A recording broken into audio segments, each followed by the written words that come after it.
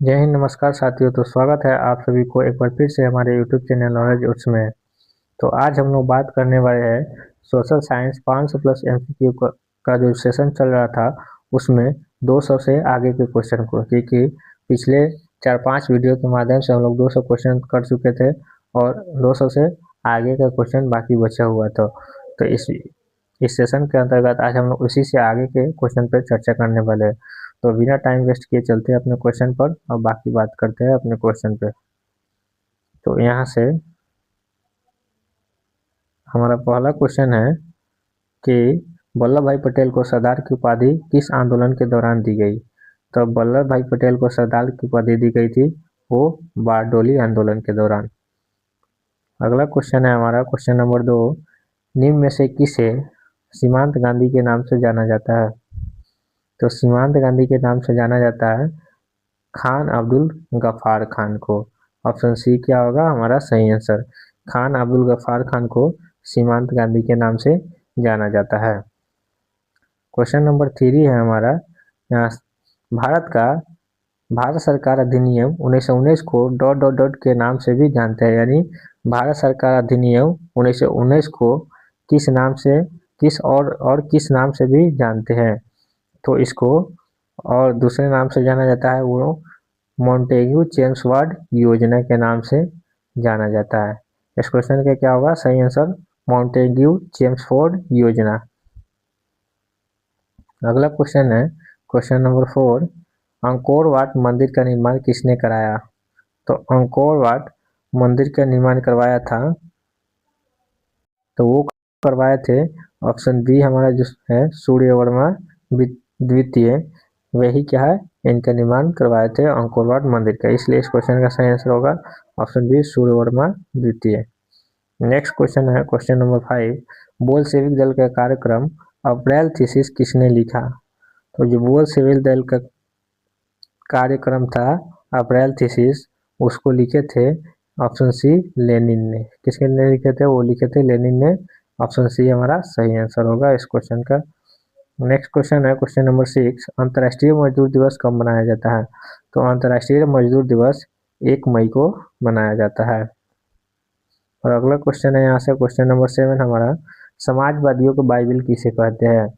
तो समाजवादियों को बाइबिल कहा जाता है, वो कहा जाता है दास कैपिटल को।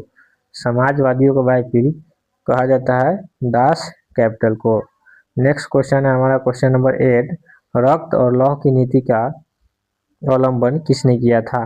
तो रक्त एवं लौह की नीति का अवलंबन किया था बिस्मार्क ने। किसने, बिस्मार्क किए थे, इसलिए हम ऑप्शन सी हमारा क्या होगा इस क्वेश्चन का सही जवाब। नेक्स्ट क्वेश्चन है क्वेश्चन नंबर 9, निम्न में से कौन प्राकृतिक आपदा नहीं है। तो यहाँ हमारा सुनामी प्राकृतिक आपदा है, बाढ़ भी एक प्राकृतिक आपदा है और भूकंप भी प्राकृतिक आपदा है, इसलिए इस क्वेश्चन का सही आंसर होगा ऑप्शन डी महामारी। यह क्या है, यह एक प्राकृतिक आपदा नहीं है। तो अगला प्रश्न है हमारा प्रश्न संख्या 10, वर्ष 1934 में बिहार ने किस प्राकृतिक आपदा का सामना किया था। तो वर्ष 1934 में बिहार में भूकंप आया था, इसीलिए उस समय बिहार किस आपदा प्राकृतिक आपदा का सामना किया था, तो वो हो जाएगा ऑप्शन सी भूकंप। नेक्स्ट क्वेश्चन हमारा क्वेश्चन नंबर 11, अच्छे प्रदेश क्या है, कक्ष प्रदेश किस भूकंपीय पेटी से संबंधित है। जो कक्ष प्रदेश है वह किस भूकंपीय पेटी से संबंधित है, तो वो संबंधित है जोन 5 से, option D. Next question question number 12 हमारा, महासागर तल में कंपन को क्या कहते हैं। तो महासागर तल में जो कंपन होता है उसको सुनामी कहा जाता है। क्या कहा जाता है, सुनामी कहा जाता है। अगला क्वेश्चन क्वेश्चन नंबर 13, मलबे के नीचे दबे हुए लोगों को पता लगाने के लिए किस यंत्र की मदद ली जाती है। तो किसी न किसी प्राकृतिक आपदा के कारण यानी बाढ़ भूकंप आता है, उसके बाद जो क्या मलबे के नीचे जो लोग दब जाते हैं, मलबे के नीचे लोग दब जाते हैं, तो उसको पता लगाने के लिए किस यंत्र का इसमें से प्रयोग किया जाता है वो बताना है। तो प्रयोग किया जाता है हमारे ऑप्शन बी जो है यहाँ पे इंफ्रारेड कैमरा, इसी का प्रयोग करके पता लगाया जाता है, इसलिए इस क्वेश्चन का सही आंसर होगा ऑप्शन बी इंफ्रारेड कैमरा। अगला क्वेश्चन है यहाँ से क्वेश्चन नंबर 14, भारत की संविधान सभा का गठन कब हुआ? तो भारत की संविधान सभा का गठन हुआ 1946 में। नेक्स्ट क्वेश्चन, क्वेश्चन नंबर 15 है। 15 क्वेश्चन है हमारा, एनक्रूमा कहाँ के राष्ट्रपति चुने गए? तो एनक्रूमा जो राष्ट्रपति चुने गए थे वो ऑप्शन सी घाना के राष्ट्रपति चुने गए थे। अगला क्वेश्चन, क्वेश्चन नंबर 16 है, राजनीतिक दलों की मान्यता और उनका चिन्ह प्रदान किया जाता है, यानी कि राजनीतिक दलों की मान्यता और उनका चिन्ह किसके द्वारा प्रदान किया जाता है? तो राजनीतिक दल का जो मान्यता मिलता है और जो चिन्ह प्रदान किया जाता है वो निर्वाचन आयोग के द्वारा किया जाता है, और राजनीतिक दल का जो चुनाव करवाया जाता है वो भी क्या निर्वाचन आयोग के द्वारा ही करवाया जाता है। नेक्स्ट क्वेश्चन है, क्वेश्चन नंबर 17, बिहार के विकास के बिना भारत का विकास संभव नहीं है, यह कथन किसने कहा था? यह कथन किसका है? तो बिहार के विकास के बिना भारत का विकास संभव नहीं है, यह कथन बोले थे हमारे एपीजे अब्दुल कलाम, जिनको मिसाइल मैन के नाम से भी जाना जाता है। एपीजे अब्दुल कलाम को क्या मिसाइल नाम से भी जाना जाता है। यही ये कथन बोले थे कि बिहार के विकास के बिना भारत का विकास संभव नहीं है।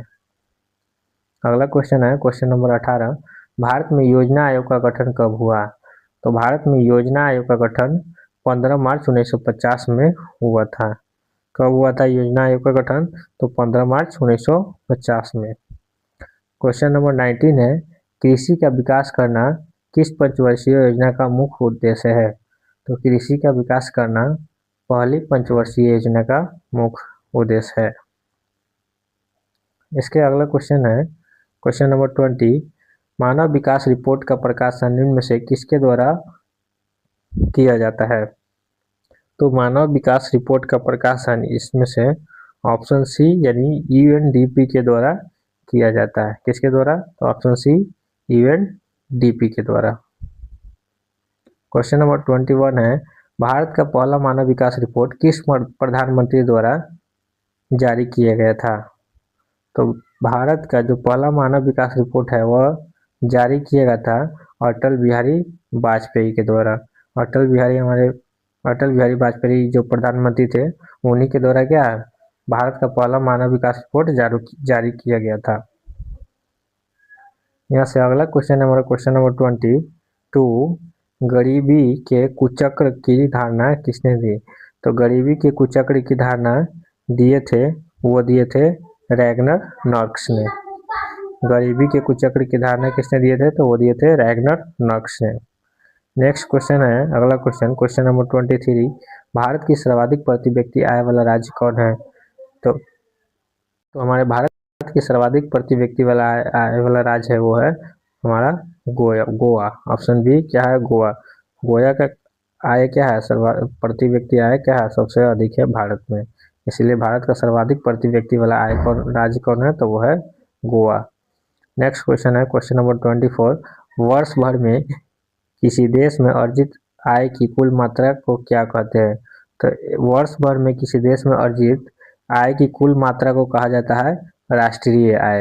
यानी एक वर्ष में देश का जो कुल आय अर्जित होता है उसको क्या कहा जाता है? तो उसको राष्ट्रीय आय कहा जाता है। अगला क्वेश्चन हमारा क्वेश्चन नंबर 25 है, भारतीय वन्य जीवन बोर्ड का गठन कब हुआ? तो भारतीय वन्य जीवन बोर्ड का गठन 1952 में किया गया था। कब? 1952 में। अगला क्वेश्चन, क्वेश्चन नंबर 26 है, आयुर्वेदक के जनक कौन है? तो आयुर्वेदक के जनक है ऑप्शन ए चरक। आयुर्वेदक के जनक कौन है? तो आयुर्वेदक के जनक ऑप्शन ए चरक है। क्वेश्चन नंबर 27 है, टेक्सोल का उपयोग होता है, यानी टेक्सोल का उपयोग इसमें से किस बीमारी में किया जाता है? तो टेक्सोल का उपयोग कैंसर में किया जाता है। कैंसर बीमारी जो है उसमें क्या है? टेक्सोल का उपयोग किया जाता है। नेक्स्ट क्वेश्चन हमारा क्वेश्चन नंबर 28 है, निम्न में से कौन नवीकरणीय ऊर्जा का स्रोत है? यानी कि इनमें से कौन है जो एक नवीकरणीय ऊर्जा का स्रोत है? तो यह ऑप्शन बी हमारा सौर ऊर्जा है, यह एक नवीकरणीय ऊर्जा का मुख्य स्रोत है। इसलिए हमारा क्वेश्चन नंबर 28 का सही आंसर क्या होगा? तो ऑप्शन बी सौर ऊर्जा। Next question, question number 29, Bharat का सबसे लंबा बांध कौन सा है? तो भारत का सबसे लंबा बांध है हीराकुंड बांध। भारत का सबसे लंबा बांध कौन सा है? तो वो है हीराकुंड बांध। अगला क्वेश्चन हमारा क्वेश्चन नंबर 30, कहलगांव तापीय विद्युत परियोजना कहाँ है?